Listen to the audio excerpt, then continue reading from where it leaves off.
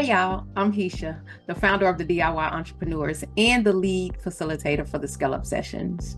With over 15 years of experience as a bookkeeper, starting with QuickBooks Desktop and now specializing in QuickBooks Online, I've helped small business owners set up and manage their QuickBooks Online system. I also teach the fundamentals of QuickBooks Online for a local business accelerator program.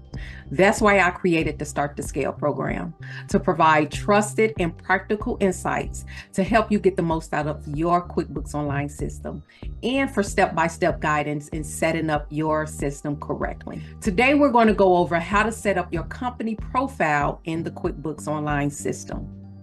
So getting your company details set up correctly is essential for generating accurate invoices, reports, and ensuring smooth financial management in your business. The first step in setting up your company profile is entering your business basic details.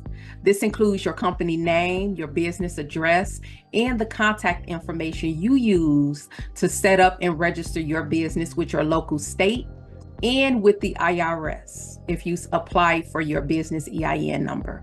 You're going to use those same details as you enter this information in your company profile. You can also upload your company logo, which is optional, but highly recommended because it helps you to brand your invoices and the reports that you're going to be printing out from your business. So having all of this information entered correctly ensures that QuickBooks can generate accurate documents that reflect your business. Secondly, you want to define your business type and the industry. It's important to select the correct business type during this process. You're going to choose whether you're a sole proprietor business, a LLC, or a corporation, or any other structures like nonprofit organization is available as well.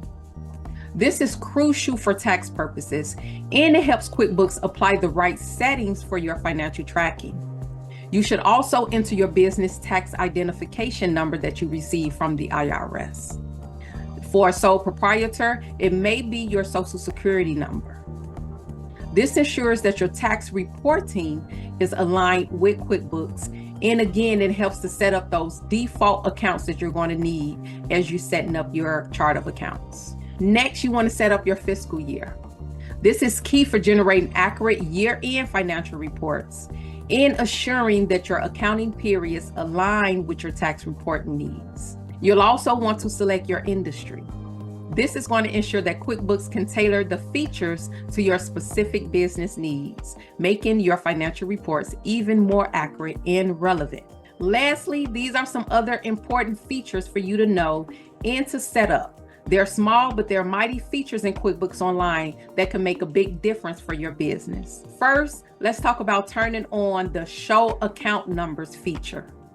This helps to keep your chart of accounts organized and easy to navigate, especially if you're going to be working with an accountant or a bookkeeper as you grow your business. Clear account numbers mean faster financial reviews and fewer errors, something that we all want with our financial data.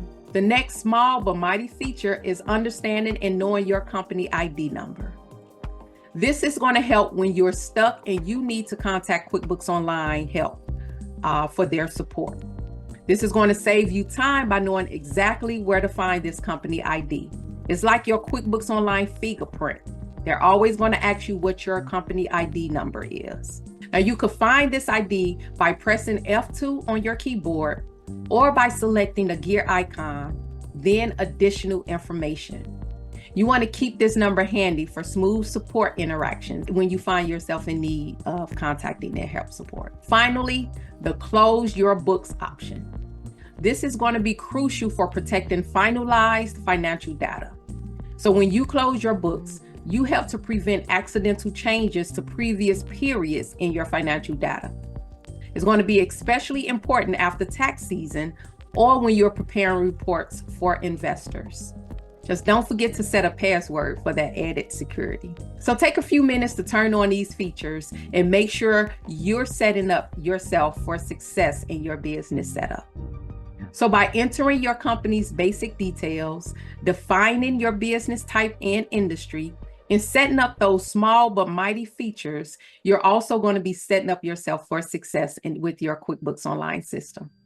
Taking the time to input this information accurately from the start will make managing your business finances so much easier down the line. And it will also help as you need to bring in a bookkeeper for your business and a CPA to help. If you're ready for a full walkthrough of setting up your QuickBooks efficiently and on your own without the hefty setup costs, join us at the QuickBooks Online Scale-Up Sessions, where we take you step by step through the entire process, along with guides that can help you through the journey. The link is below. I hope this has been useful for you, and thanks for watching. And until next time.